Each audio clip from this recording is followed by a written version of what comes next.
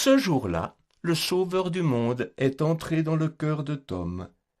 Tom ne sera plus jamais seul. Quelle joie! Pourtant, une semaine plus tard, il est un peu triste. La Bible est restée ouverte, mais Tom ne la lit pas en ce moment. Il se contente de réfléchir. Jésus a dit d'annoncer cette bonne nouvelle à tout le monde, ce qu'il a fait pour les gens, pour qu'ils puissent aussi le connaître. Mais c'est valable pour les autres.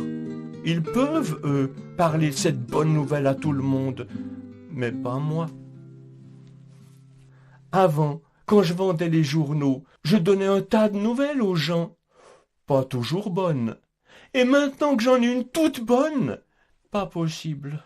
Oh, qu'est-ce que je pourrais faire? Je sais.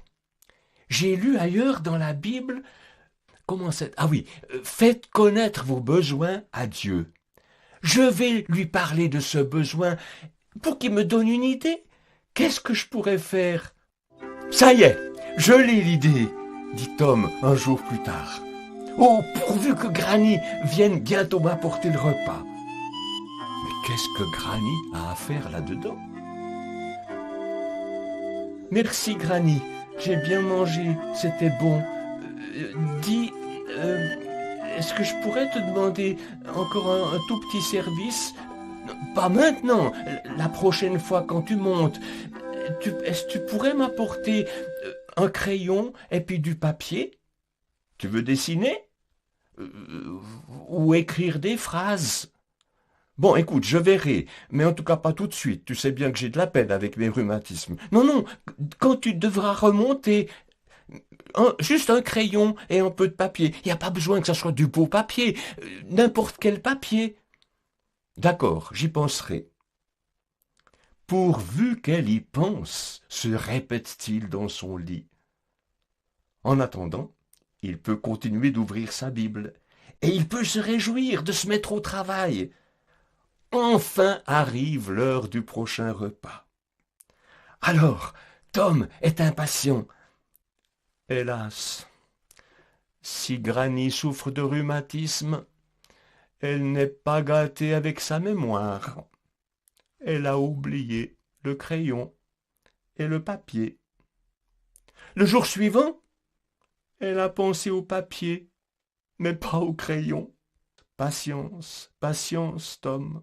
Enfin le crayon monte, mais sa pointe est cassée. Il faut encore attendre. Enfin tout est là. Alors, Tom veut se mettre au travail. Il n'a pas de ciseaux, mais il peut plier le papier. Il peut, avec l'ongle, accentuer le pli. Et puis ensuite, il peut déchirer le papier pour faire une bande. Et dans chaque bande, il peut de nouveau plier pour pouvoir déchirer à nouveau et faire des petits morceaux.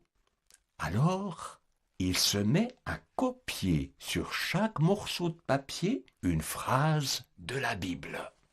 Par exemple, Jésus dit « Il faut que je demeure aujourd'hui dans ta maison ».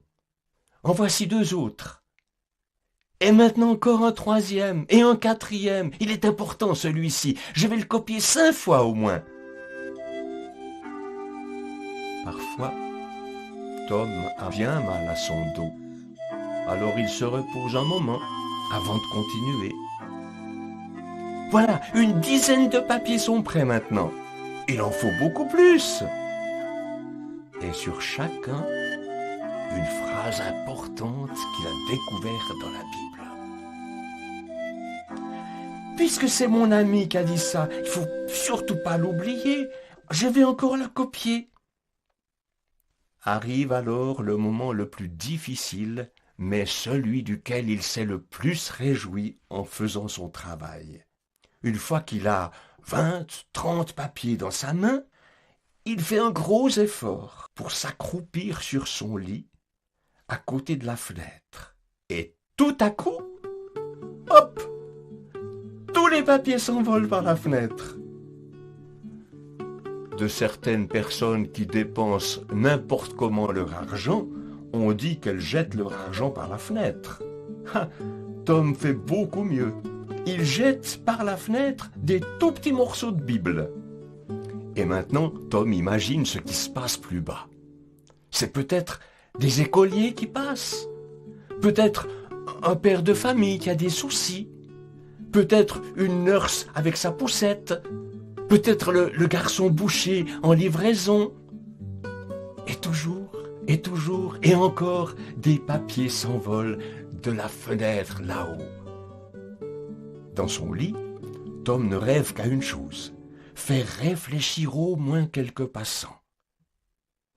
Il ne peut pas les atteindre autrement, mais avec ces papiers, il peut leur dire quelque chose de son ami. Une nouvelle série de petits papiers voltigent en s'éparpillant. Et si l'un d'eux avait l'idée de se poser sur le rebord d'une fenêtre, un peu plus bas, celle de Granny par exemple? Quand elle viendra secouer son plumeau, elle va découvrir ce papier. Tiens, c'est l'écriture de Tom. Je vous laisse imaginer la réaction qui suivra. Ou bien, vous voyez ce monsieur qui fait les 100 pas dans la rue, habillé avec un uniforme spécial, un agent de police. S'il découvre des papiers alors que lui, il est là pour le maintien de l'ordre, les choses vont se gâter. Heureusement, aucun papier ne s'est arrêté sur le rebord de la fenêtre de Granny et aucun agent de police n'a passé dans cette petite rue. Pourtant, un jour, on entend des pas dans l'escalier. Allure décidée. Ah non, ce n'est pas Granny.